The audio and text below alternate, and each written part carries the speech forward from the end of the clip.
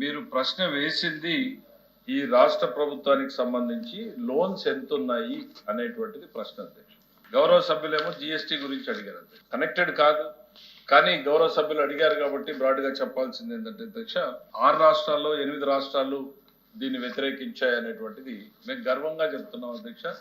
ఈ జిఎస్టీ ప్రతిపాదనలు సామాన్యుడికి బాధ్యతను బరువుని తగ్గించే రకంగా పెట్టిన ఈ ప్రతిపాదనలను మొట్టమొదటిసారిగా బేషరతుగా మద్దతు తెలిపిన రాష్ట్రం ఆంధ్రప్రదేశ్ రాష్ట్రం, చంద్రబాబు నాయుడు.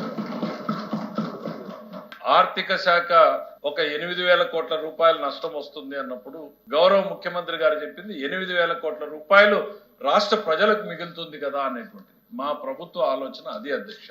దేశంలో 6 కాంగ్రెస్ పాలిత రాష్ట్రాలు, తెలంగాణ కావచ్చు, ఇతరులు కేంద్ర ప్రభుత్వాన్ని అడిగారు అధ్యక్ష. గౌరవ సభ్యులు యూపీ చెప్పారన్నారు అధ్యక్ష, అది కరెక్ట్ కాదు అధ్యక్ష.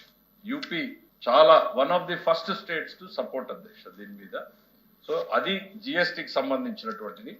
జిఎస్టి గత 15 నెలలుగా అనేటువంటిది month by month, year on year పెరుగుతానే ఉంది అధ్యక్ష. లాస్ట్ 3 months 20% జిఎస్టి గ్రోత్ ఈ స్టేట్ లో రిజిస్టర్ అయింది అధ్యక్ష.